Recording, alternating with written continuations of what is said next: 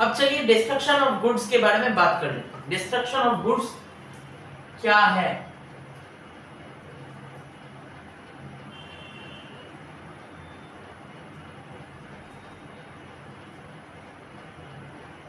Destruction of goods, इसके ना दो टाइप होते हैं। पहला है बिफोर मेकिंग ऑफ कॉन्ट्रैक्ट, और दूसरा है बिफोर सेल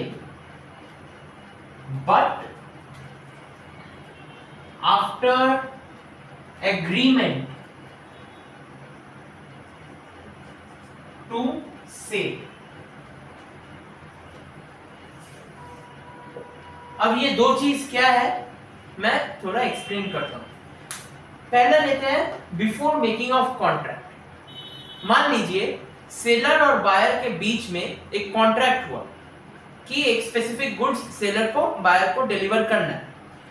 तो while entering into a contract, मतलब कॉन्ट्रैक्ट के वक्त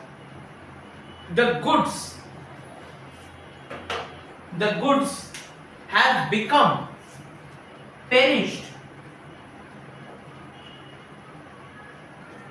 or so damaged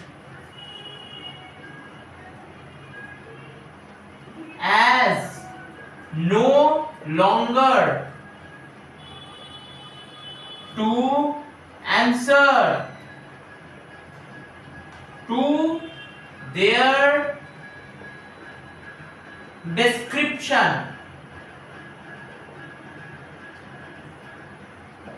मतलब गुड्स जैसा होना था वो वहां से बिगड़ गया, कुछ अलग ही हो गया वो। मतलब या तो वो पेरिश हो गया या फिर it has become so damaged as no longer to answer to their description. इसमें क्या होगा? Contract is void। पर इसमें एक चीज ध्यान रखिएगा, seller does not have any knowledge of it। seller does not know that while he was entering into a contract the goods have become perished or so damaged as no longer to answer to their description।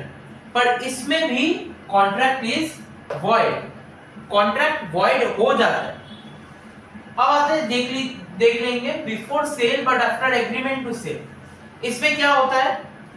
इसमें seller और buyer same चीज, agreement अब हो जाता है उन दोनों का एग्रीमेंट हो जाता है कि एक स्पेसिफिक गुड्स का एग्रीमेंट दोनों में हो जाता है।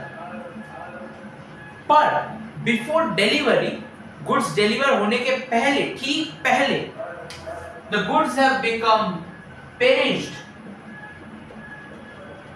or so damaged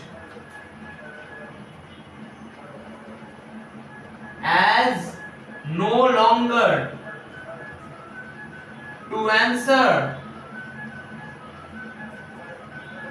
to their description।